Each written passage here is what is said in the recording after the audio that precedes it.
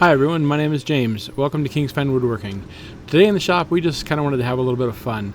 And if you guys like our videos, we'd really appreciate it if you took a moment to click the subscribe button down below and maybe even hit that notification bell so you get notified when new videos come out. So we work with acrylic a lot, and I've got this 2-inch thick stock and some bar stock, and I thought we'd go ahead and try to make a Thors Hammer Mallet with it. And I took one piece here and cut it in half to try to make the mallet head out of.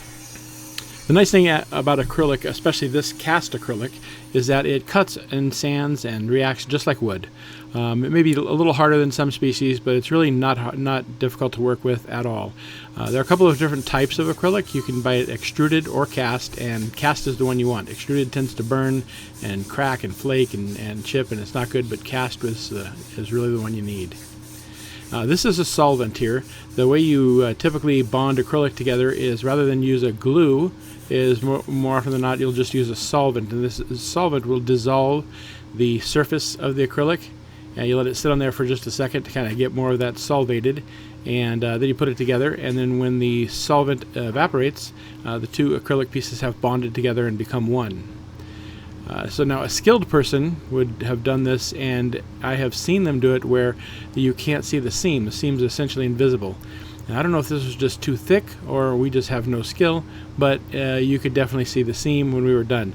So a little bit ugly, and for that reason we decided to leave the mallet frosted, kind of with a sanded look to it, rather than polish it up clear. But I may try to make one of these hammers again one day and get some 3-inch thick acrylic so that I can make the head out of just one piece. I think that would look a little bit nicer. So if you guys subscribe, we have some really cool things to look forward to. We come out with a new video every Sunday, Wednesday, and Friday. And this coming Sunday is a really special video, something we've never done on video before, and I think everyone's going to love, so stay tuned for that. And if you're really into woodworking, you should consider joining our Facebook group. It's called King's Fine Woodworking Community, and it's a place to share your work, see what others are doing, and get help from a wide range of experts. I'll put a link in the description below, and it's all 100% free, of course. So I've got to cut this thing down to size. It's way too big. We're looking for something kind of like 3x3 square here. It is pretty cool watching the blade go down through the material. I think that's kind of fascinating to watch. So I thought maybe we'll just throw that together in a video and let everybody take a look at it. And we put it on our jig that we make our mallet heads with to cut the corners off of it there. That's pretty cool. And we got to make our 45-degree cuts as well, and that's more or less what it looks like. But as you see, you can still see that seam line pretty easy, and nothing we did could make that seam line go away. So we decided we're going to live with it, just make it, and it'll just be kind of a fun toy to have around the shop. And this is the round stock that we have. I think this was 1.5-inch round, so it is too big, so we do have to turn it. It does turn fine, turns a lot like wood. I was a little surprised because the stuff isn't dead round. You'll see that in just a second when we get it mounted onto the lathe here. Has a little bit of a wobble to it. And I wasn't sure how to grab it, so I thought I'd put the chuck on to get a good grip on it there. And you see it's kind of bouncing up and down a little bit, so it's not, I think once it was done and cured, it was not dead straight, but it only took a few minutes to turn it into perfectly round. I started it, we didn't know how it would go, and my daughter took over and finished it, but we all got a turn with it, so it's pretty cool. You definitely need some sharp tools to work it. I think the carbide tool at the beginning worked just a little bit better, but we wanted to try it with all the different gouges and see how it worked.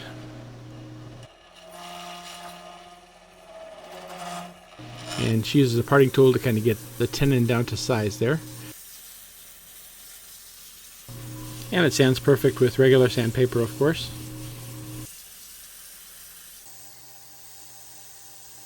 And this is just a regular drill bit. It's the wood owl drill bits that we use to drill all of our mallet heads with, and it drilled right through the acrylic, no problem. We did take it slow. We didn't want to overheat the acrylic and potentially cause a problem, but it seemed to be pretty effortless.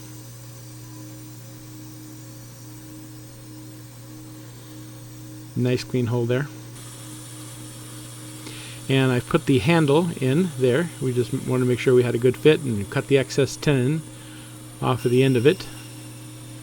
And I'm cutting the the bell on the other side of the handle down a little bit, the pommel. I'm not sure what you'd call that for a hammer, but cutting that down a little bit, and we're going to sand the sharp edges off of the end of the handle.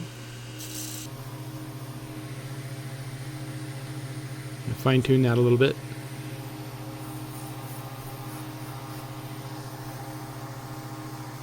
It actually sands surprisingly fast. So I didn't really want to use solvent here. I wasn't sure.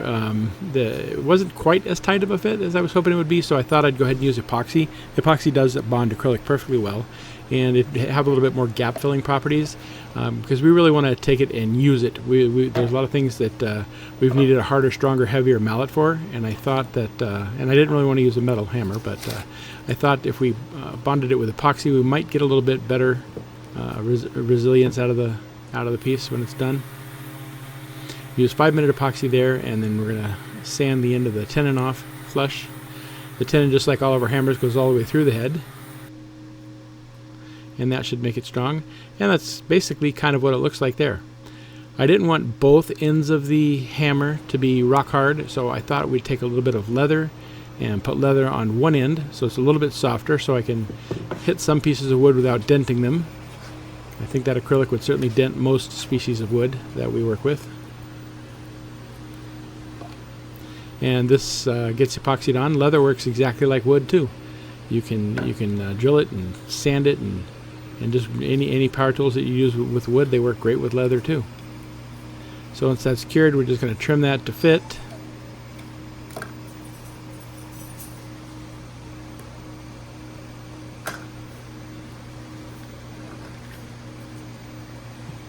And then we can just take our sander and do some final shaping on the leather. It's pretty amazing the number of things that work just like wood. Yeah, that's the kind of the look I was trying to achieve there, and that'll give us a little bit of softer impact on that side, so be a little bit less likely to dent wood. And that's really it. Just wanted to throw that together in video form and show you guys what we did. This is what we do when we goof off in the shop. Alright, thanks for watching.